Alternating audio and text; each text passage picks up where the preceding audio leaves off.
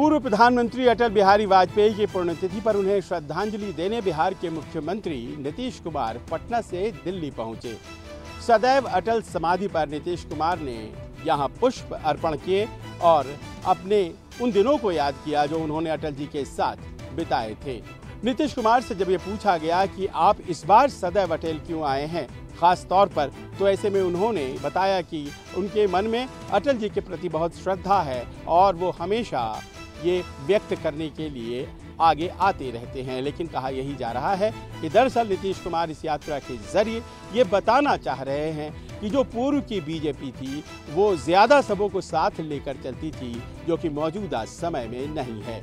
अभी तक India alliance ने जो आकार लिया है उसमें नीतीश कुमार ने अहम भूमिका निभाई है और कहा यही जा रहा है कि आने वाले दिनों में एक बड़ी जिम्मेदारी नीतीश कुमार को दी जा सकती है। क्या उन्हें कन्वीनर बनाया जाएगा? मुंबई में जो बैठक होने जा रही है उस दौरान इन अटकलों के बीच न्नीतीश कुमार दिल्ली में इंडिया अलायंस के कई बड़े नेताओं से मुलाकात करेंगे। कैमरामैन उमेश कुमार के साथ संजीव त्रिवेदी, न्यूज़ 24 दिल्ली। लोकसभा चुनाव की तैयारियों को देखते हुए दिल्ली प्रदेश कांग्रेस के नेताओं ने आज कांग्रेस अध्यक्ष मल्लिकार्जुन खड़गे और पूर्व कांग्रेस अध्यक्ष राहुल गांधी के साथ बैठक की।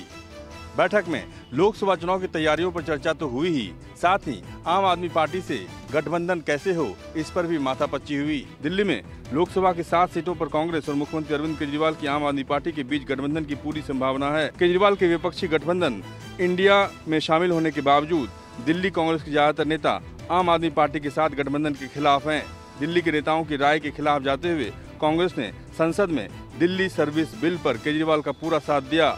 ऐसे में देखना दिलचस्प होगा कि बैठक में कांग्रेस आलाकमान का निर्देश क्या होगा। दरअसल अजय माकन, संदीप दीक्षित सरीखे कई बड़े नेता जो दिल्ली प्रदेश कांग्रेस के हैं वो आम आदमी पार्टी से गठबंधन के खिलाफ हैं। उनकी ओर से लगातार बयानबाजी आ रही है कि आम आदमी पार्टी के साथ गठबंधन पार्टी के हित में नहीं होगा। कैमरा पर्सन राणा के साथ रमन कुमार, दिल्ली, न्यूज़ 24।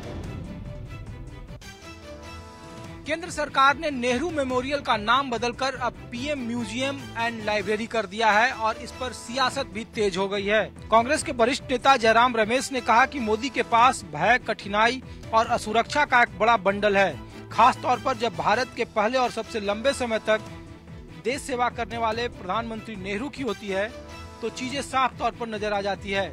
जयराम रमेश ने आरोप लगाया कि उनका एकमात्र एजेंडा नेहरू और नेहरूवादी विरासत को नकारना, बदनाम करना और नुकसान पहुंचाना है। कांग्रेस की आलोचना पर बीजेपी के नेता रविशंकर प्रसाद ने सीधे तौर पर आरोप लगाया कि कांग्रेस अब भी परिवारवाद के औरा से बाहर नहीं निकल पाई है। ऐसे में नेहरू मेमोरियल का नाम बदले जाने पर कांग्रेस ने खासा ऐतराज जताया है और कहा कि देश के प्रधानमंत्री नेहरू के नाम को और कांग्रेस परिवार को बरगलाना और उसे नीचा दिखाना ही बीजेपी का एकमात्र मकसद है। तो बीजेपी कह रही है कि कांग्रेस सिर्फ नेहरू के औरे में थी, जिसे प्रधानमंत्री मोदी ने देश के तमाम प्रधानमंत्रियों के नामों के साथ जोड़ दिया है। कैमरामैन भरत रावत के साथ ऋषिकेश कुमार, न्यूज़ 24 दिल्ली। बीजेपी केंद्रीय चुनाव समिति की बैठक अब से 1.5 घंटे बाद यानी 5:30 बजे शुरू होगी। बैठक में प्रधानमंत्री नरेंद्र मोदी, गृह मंत्री अमित शाह, बीजेपी के राष्ट्रीय अध्यक्ष जेपी नड्डा और संगठन महामंत्री बीएल संतोष समेत 15 सदस्य शामिल होंगे। ये बैठक अकस्मात बुलाई गई है, इसलिए आश्चर्यजनक है क्योंकि बीजेपी में ये परंपरा है कि चुनाव की घोषणा होने के बाद ही सीईसी की बैठक बुलाई जाती है।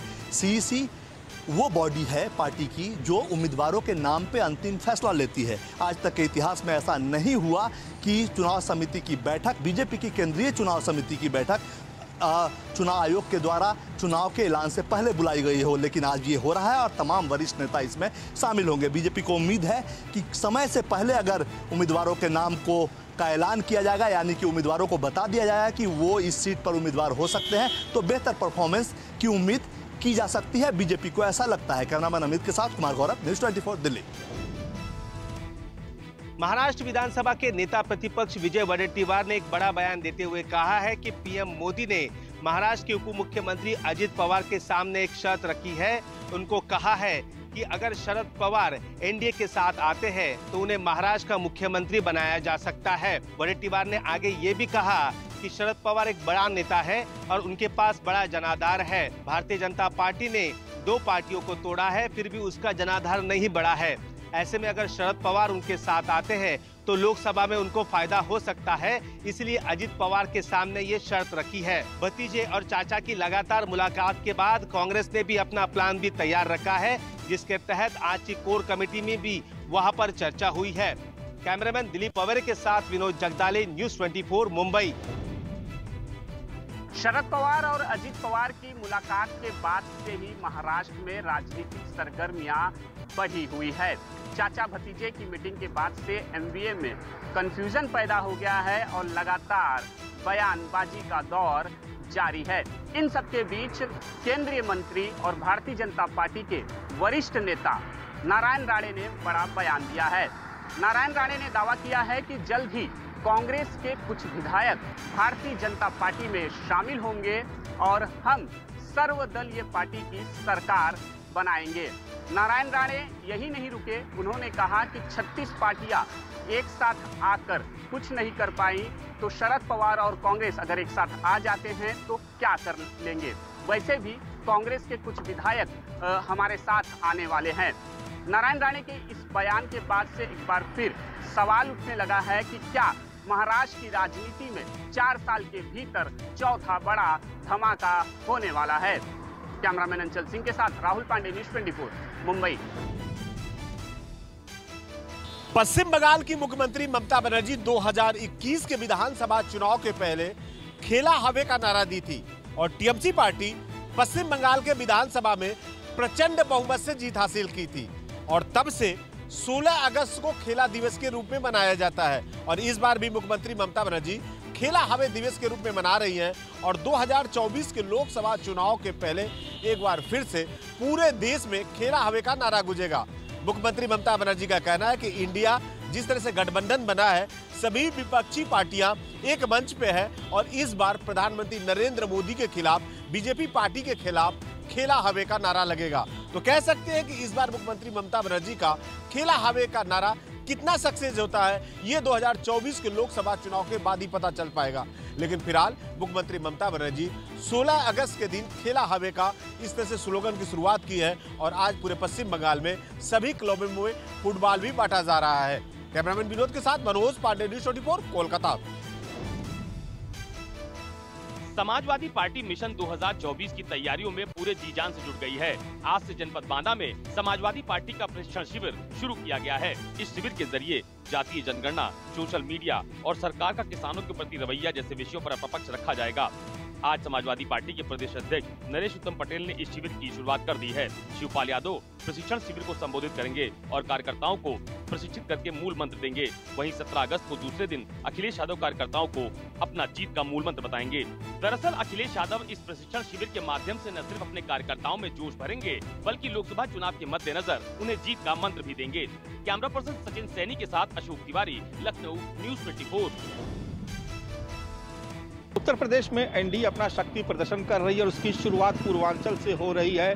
घोसी विधानसभा सीट से नामांकन करने पहुंचे दारा सिंह चौहान के साथ न केवल योगी सरकार के तमाम मंत्री और बीजेपी के नेता नजर आए, बल्कि ओम प्रकाश राजभर ने भी मंच साझा किया। तो गोरखपुर में निषाद पार्टी के स्थापना दिवस में बीजेपी के साथ अपना दल और ओम प्रकाश राजभर की पार्टी सुहेल देव भारतीय समाज पार्टी के भी तमाम नेता नजर आए।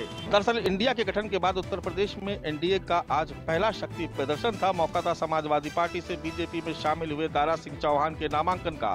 तो मऊ जिले के घोसी विधानसभा क्षेत्र से नामांकन करने पहुंचे दारा सिंह चौहान के साथ बीजेपी के नेता ही नहीं बल्कि ओम प्रकाश राजभर और उनकी पार्टी के तमाम नेता और कार्यकर्ता एक साथ एक मंच पर नजर आए। हालांकि समाजवादी पार्टी के मुखिया अखिलेश यादव अभी भी एनडीए के मुकाबले इंडिया की मजबूती का दावा कर रहे हैं और वो कह रहे हैं कि घोसी विधानसभा सीट से एनडीए नहीं बल्कि इंडिया जीत कर आएगी। कैमरा पर्सन सचिन कुमार सैनी के साथ मानस श्रीवास्तव, लखनऊ, न्यूज़ 24। पूर्व प्रधानमंत्री अटल बिहारी वाजपेयी की 5वीं पुण्यतिथि पर उनको श्रद्धांजलि अर्पित करने भारत के राष्ट्रपति द्रौपदी मुर्मू सहित प्रधानमंत्री नरेंद्र मोदी सदैव अटल उनके समाधि स्थल पर श्रद्धांजलि अर्पित करने पहुंचे। राष्ट्रपति द्रौपदी मुर्मू, उपराष्ट्रपति जगदीप धनखड़, प्रधानमंत्री नरेंद्र मोदी, रक्षा मंत्री राजनाथ सिंह समेत अन्य नेता सदैव अटल पर श्रद्धांजलि देने के लिए पहुंचे। वीवीआईपी ने अटल जी को याद किया और पुष्प अर्पित किए। इससे पहले प्रधानमंत्री मोदी ने ट्वीट किया और वाजपेयी जी को उनकी पुण्यतिथि पर श्रद्धांजलि दी। मोदी ने कहा, उनके नेतृत्व से भारत को बहुत फायदा हुआ है। उन्होंने भारत की प्रगति को बढ़ावा देने और कई क्षेत्रों में इसे 21वीं सदी में ले जाने में महत्वपूर्ण भूमिका निभाई। पूर्व प्रधानमंत्री अटल बिहारी वाजपेयी को 6 साल तक गठबंधन सरकार चलाने का श्रेय जाता है। 2018 में लंबी बीमारी के बाद 93 वर्षीय आयु में उनका निधन हो गया था। प्रशांत देव, न्यूज़ 24, दिल्ली। कर्नाटक में बजरंग दल को बैन करने की बात करने वाली कांग्रेस ने मध्य प्रदेश में अगर सत्ता में आएगी तो उस पर बैन करने से किनारा किया है। मध्य प्रदेश के पूर्व मुख्यमंत्री दिग्विजय सिंह ने बड़ा बयान देते हुए कहा है कि मध्य प्रदेश में बजरंग दल को बैन नहीं किया जाएगा अगर सत्ता में आते हैं तो, क्योंकि बजरंग दल में कुछ अच्छे लोग भी हैं, लेकिन जो दंगा फसाद करेंगे उन पर जरूर कार्रवाई की जाएगी। ये बयान दिग्विजय सिंह ने दिया है। आपको बता दें कि बजरंग दल को बैन करने को लेकर कर्नाटक में जब ये बात सामने आई थी तब काफी हंगामा हुआ था और बीजेपी ने लगातार इस पर कांग्रेस को घेरा था और ये बताते हुए कि बजरंग दल पर बैन करके बजरंग बली का अपमान कांग्रेस कर रही है। लेकिन कर्नाटक में जो परिणाम आए थे उसके बाद कांग्रेस सत्ता में आई। लेकिन मध्य प्रदेश में चुनावी साल में अब इस तरह की बात सामने आई है कि कांग्रेस खुद ये कह रही है और दिग्विजय सिंह एक बड़े नेता है जो ये कह रहे हैं कि मध्य प्रदेश में बजरंग दल को बैन नहीं किया जाएगा। दिग्विजय सिंह ने एक बड़ा बयान देते हुए ये कह दिया है कि मध्य प्रदेश में बजरंग दल को बैन नहीं किया जाएगा। लेकिन सियासत यहीं से शुरू हो गई है और बीजेपी अब फिर से सवाल खड़े कर रही है। कैमरा पर्सन कमलेश व्यास के साथ विपिन श्रीवास्तव, न्यूज़ 24, भोपाल। संसद में ऑर्डिनेंस के पास होने के बाद अब सवाल ये उठता है कि आखिर दिल्ली में किस तरीके से समन्वय बन पाएगा। आखिर सिविल सर्विस अथॉरिटी कमेटी की मीटिंग के साथ किस तरीके से ट्रांसफर पोस्टिंग की बात को आगे बढ़ाया जाएगा। ऐसे में दिल्ली की कैबिनेट मिनिस्टर आतिशी ने इस बात को सामने रखा, कहा कि हमने एक नोटिफिकेशन जारी किया है अधिकारियों के लिए और कहा गया है कि हर हफ्ते या फिर हर 10 दिन में जो है वो इसकी मीटिंग की जाएगी और सिविल सर्विस अथॉरिटी कमेटी की मीटिंग होने के बाद ये तय किया जाएगा कि आखिर किस तरीके से आने वाले दिनों में अगर ट्रांसफर पोस्टिंग करनी है तो उसको लेकर क्या चीज़ें, क्या मापदंड हो सकते हैं। मुख्यमंत्री भी इसमें शामिल रहेंगे और मुख्यमंत्री के अलावा चीफ सेक्रेटरी और गृह राज्य सचिव भी इसमें शामिल होंगे। एक और बात भी समझिए कि पहले 2 मीटिंग्स में लगातार जो है वो एक दूसरे पर आरोप प्रत्यारोप लगते नजर आए। ऐसे में ऑर्डिनेंस संसद में पास होने के बाद निश्चित तौर पे अब कोशिश रहेगी दिल्ली सरकार की समन्वय के साथ स्थिति को बरकरार न रखते हुए एक ऐसी स्थिति बनाई जाए जिससे कहीं ना कहीं ट्रांसफर पोस्टिंग में आसानी आए और दिल्ली सरकार सुचारू रूप से काम करती नजर आए। कैमरा पर्सन अविनाश के साथ वरुण सिन्हा, न्यूज़ 24, दिल्ली। आरजेडी अध्यक्ष लालू प्रसाद यादव अपने खास अंदाज के लिए जाने जाते रहे हैं। किडनी ट्रांसप्लांट के बाद एक बार फिर से वही अपने पुराने अंदाज में दिखने की कोशिश कर रहे हैं, खुद को फिट रखने की कोशिश कर रहे हैं और इस दौरान वो कई तरह की उनकी तस्वीरें भी सामने आ रही है। स्वतंत्रता दिवस के शाम में अचानक लालू प्रसाद यादव अपने मित्र शिवानंद तिवारी के साथ अपने खास रथ में पहुंच गए पटना के मेरिन ड्राइव में कि कैसे यहाँ पे आगे की क्या योजनाएं हैं, लोगों से बात भी की। इस दौरान लालू प्रसाद यादव मरीन ड्राइव के सफर में अपने खास दोस्त शिवानंद तिवारी के साथ पुराने दिनों को भी याद कर रहे थे और खास तौर पे बात कर रहे थे किस तरीके से मरीन ड्राइव का काम उनके समय में ही यह प्रपोजल आया था और उसके बाद से इस पे काम शुरू हुआ था। और इसके बाद मरीन ड्राइव पे करीब आधे घंटे तक वो यहाँ पे रहे और उसके बाद जो अलग अलग योजनाएं बनी थी उसकी जानकारियाँ ली और उसके बाद वो अपने खास सहयोगी शिवानंद तिवारी के साथ अपने आवास लौटे और इस दौरान उनकी तस्वीरें अब सोशल मीडिया पे खूब वायरल हो रही है। कैमरामैन सनी के साथ अमिताभ ओझा, पटना, न्यूज़ 24। महाराष्ट्र में लोकसभा, विधानसभा के साथ साथ कई शहरों के महानगर पालिका के चुनाव नजदीक आ रहे हैं। ऐसे में पार्टियां इलेक्शन मोड पे चली गई है। इसमें राज ठाकरे की पार्टी महाराष्ट्र नवनिर्माण सेना भी है जिसने चुनाव की तैयारी शुरू कर दी है। इसी कड़ी में मंगलवार के दिन राज ठाकरे ने नवी मुंबई के पनवेल में सभा को संबोधित किया। इसमें उनके कार्यकर्ता और पद अधिकारी बड़े पैमाने में जुटे थे। इस संबोधन में राज ठाकरे ने कई बातें कही। उनका रुख काफी आक्रामक था। उद्धव ठाकरे और अजित पवार से लेकर उन्होंने बीजेपी पर कई सारे तीखे बयान बोले। इस दौरान राज ठाकरे ने एक बार फिर से मराठी मानूस का मुद्दा उठाया। राज ठाकरे ने कहा कि महाराष्ट्र की जमीन बाहर के लोग खरीद रहे हैं और बड़े पैमाने पर बाहर के लोग बस रहे हैं। ऐसे में महाराष्ट्र में रहने वाले लोगों का काफी बुरा हाल हो रहा है। विरोधियों पर निशाना साधने के साथ साथ राज ठाकरे ने अपने कार्यकर्ताओं को निर्देश दिया है कि जनता के मुद्दों के लिए वो सड़क पर उतरे और आंदोलन करे। कैमरा पर्सन संजय यादव के साथ अंकुश जायसवाल, न्यूज़ 24 मुंबई। मैं इस वक्त शिमला के कृष्णा नगर में हूँ। कृष्णा नगर का ये वही स्लाटर हाउस है जहाँ बीते कल 6 अलग अलग बिल्डिंगें ज़मींदोज़ हो गई थी। आप देख सकते हैं कि अभी यहाँ पर रेस्क्यू चल रहा है। यहाँ पर अंदेशा जताया जा रहा है कि इसके नीचे कुछ और बॉडीज़ भी हो सकती है, जिसके मद्देनज़र रखते हुए यहाँ रेस्क्यू का कार्य चलाया गया है। पोकलैंड मशीन द्वारा यहाँ पर जो बिल्डिंगें ज़मींदोज़ हुई है उसे हटाया जा रहा है, ताकि ये पता किया जा सके कि कहीं इसके नीचे कोई और लोग तो नहीं दबे हैं।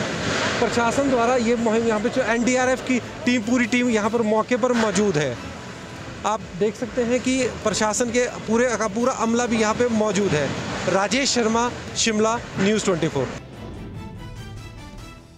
पहाड़ों पर बारिश की आफत अभी तक थमने का नाम नहीं ले रही है और यही कारण है कि अभी तक हिमाचल प्रदेश में ही करीब 60 लोगों की इस त्रासदी में मौत हो चुकी है और लगातार ही जिस तरह से लैंडस्लाइडिंग की घटनाएं हैं वो भी बढ़ती ही चली जा रही हैं, चाहे वो शिमला हो, सोलन हो, मंडी हो, हर तरफ हाहाकार मची हुई है। 1000 से ऊपर के करीब जो सड़कें हैं अभी तक बंद पड़ी हुई हैं और वहीं पर मंडी और कुछ और ज़िलों में 16 और 17 तारीख की स्कूलों में और कॉलेजों में छुट्टी कर दी गई है।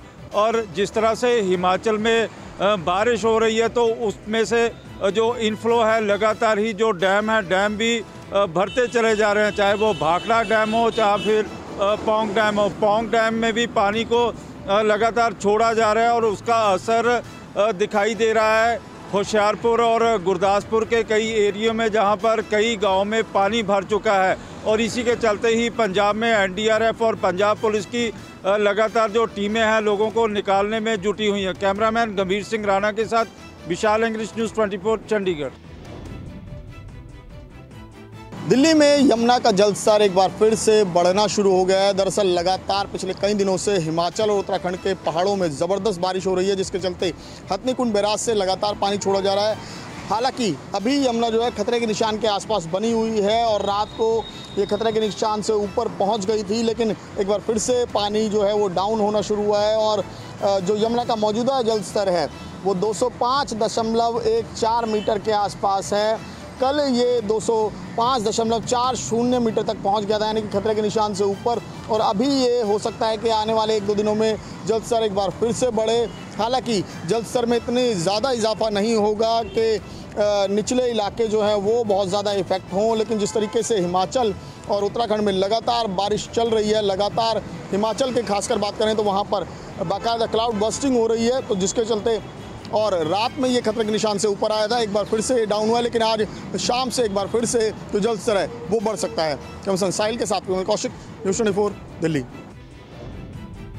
छात्र संघ चुनाव को रद्द किए जाने के विरोध में अब राजस्थान में छात्रों का आक्रोश और गुस्सा लगातार बढ़ने लगा। ये राजस्थान यूनिवर्सिटी का नजारा, जहां पर छात्र आक्रोशित हैं और चाहते हैं कि सरकार अपने फैसले पर फिर से विचार करे, क्योंकि युवाओं के भविष्य की से बात बता रहे हैं। कुलपति और सरकार के खिलाफ नारेबाजी करते हुए ये पूरे यूनिवर्सिटी में पिछले 4 दिन से इसी तरह से आंदोलन कर रहे हैं, क्योंकि कुलपतियों की रिपोर्ट के आधार पर ही राजस्थान सरकार ने फैसला किया है कि इस साल चुनाव नहीं कराए जाएंगे। लेकिन ये चाहते हैं कि छात्र संघ के चुनाव नहीं होंगे तो युवाओं का हक मारा जाएगा, और इसी के चलते यहाँ पर आप देख सकते हैं छात्र किस तरह से आक्रोशित है। और पूरे राजस्थान के यूनिवर्सिटी और कॉलेज की यही हालत है। अब यही देखना होगा कि सरकार इस पूरे मुद्दे पर छात्रों के इस आक्रोश को किस तरह दूर कर पाती है, क्योंकि विरोध करने वाले केवल NSUI के कार्यकर्ता ही नहीं है, बल्कि ABP और SFI सहित सभी छात्र संगठन से जुड़े कार्यकर्ता हैं, छात्र नेता हैं, और चाहते हैं कि सरकार अपने फैसले पर पुनर्विचार करे। कैमरामैन विजय सिंह के साथ श्रीवत्सन, जयपुर, न्यूज़ 24।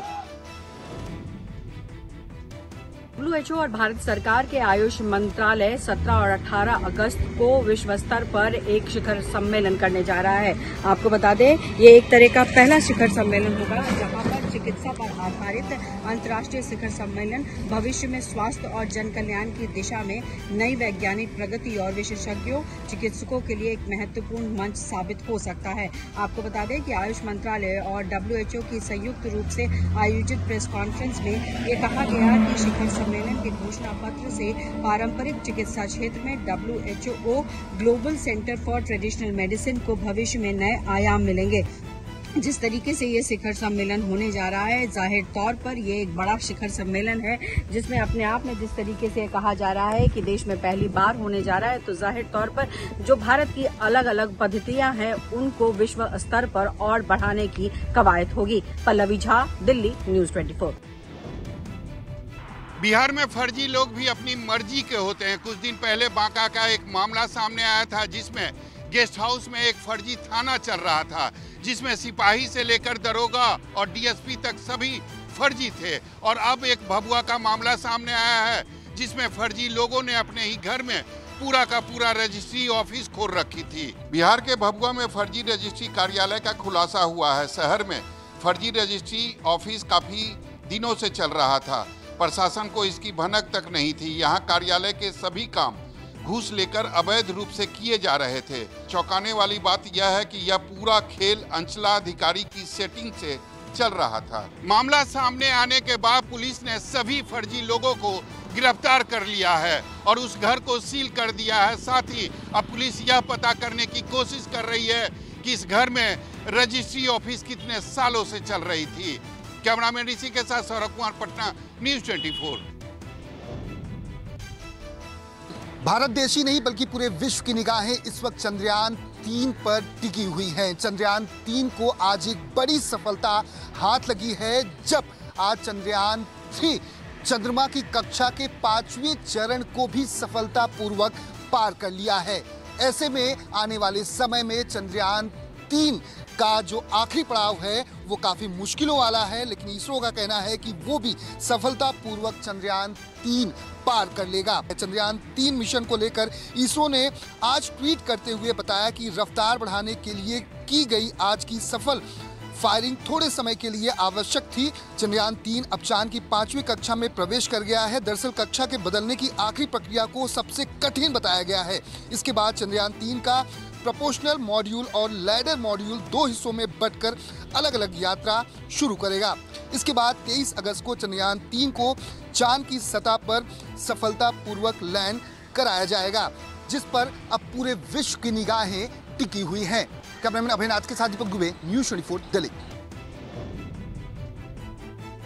इस बार ऐसा पहली बार हो रहा है जो अमृत उद्यान को साल में दूसरी बार खोला जा रहा है। इससे पहले 29 जनवरी से 16 मार्च के बीच अमृत उद्यान को खोला गया था और ये है अमृत उद्यान का पार्ट 2, चूंकि 16 अगस्त यानी आज से 17 सितंबर पूरे 1 महीने के लिए अमृत उद्यान को दूसरी बार खोला जा रहा है। इसके पीछे की सबसे बड़ी वजह यह है कि जब पहली बार इसे खोला गया था तब मौसम में बहुत सारे बदलाव की वजह से फूलों की वो किस्में अमृत उद्यान की शोभा नहीं बढ़ा पाई थी जो कि अक्सर लोग अमृत उद्यान के अंदर देखने आते हैं। अगर आपको एंट्री टिकट्स बुक करनी है तो आप राष्ट्रपति भवन की साइट पर जाकर टिकट बुक कर सकते हैं या फिर यहाँ पर आकर QR कोड स्कैन करके भी आप अपनी टिकट्स को बुक कर सकते हैं। ये पूरी जो विजिट है वो पूरी तरीके से निःशुल्क है और इसे 17 सितंबर तक खास तौर पे खोला जा रहा है। कैमरामैन कालीकांत झा के साथ दिव्या अग्रवाल, दिल्ली, न्यूज़ 24। गुजरात में आज खबर चरस उगलती लहरों की। गुजरात के पाकिस्तान से सटे समुद्री सरहदी इलाकों में लगातार चरस और कोकीन के पैकेट बरामद हो रहे हैं। बीएसएफ को अपनी गश्त के दौरान अब तक करोड़ों की चरस और कोकीन बरामद हो। हर मौके पर भारतीय सीमा की सुरक्षा के लिए तैनात सीमा सुरक्षा दल के जवान स्वतंत्रता दिवस पर भी कच्छ से पाकिस्तान तरफ के सरहदी इलाकों के चप्पे चप्पे पर गश्त लगा रहे थे।